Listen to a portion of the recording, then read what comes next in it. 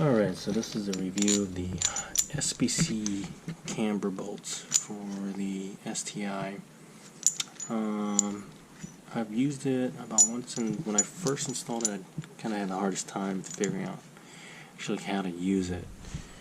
So, in my previous video I went over how to adjust the camber bolts using the stock camber adjustment bolt. And that's this guy right here.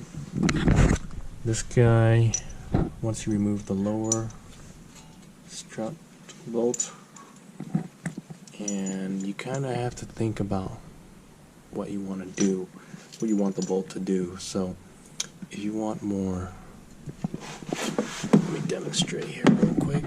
So you want more,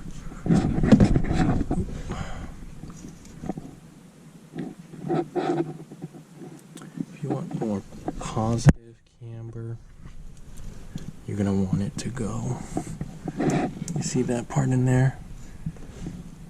That cable's in the way. No, there we go. Seeing the hole? So right now I want more negative camber, so I want that bottom hole to move to the right as much as possible. Okay, and then if you want positive camber, you want it to move that way. So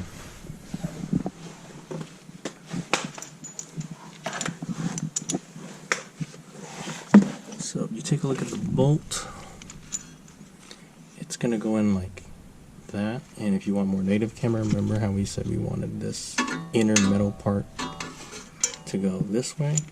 So this lobe right here, you want it to go point that way. And you can kind of see that there's an arrowhead, there's a triangular shape that points to the lobe on the bolt. And you want it to point that way, but it has to have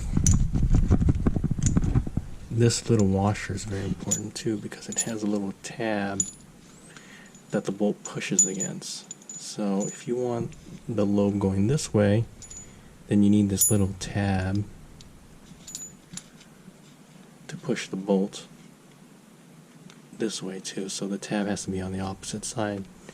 So basically the arrows on the bolt is going to have to point that way, and this little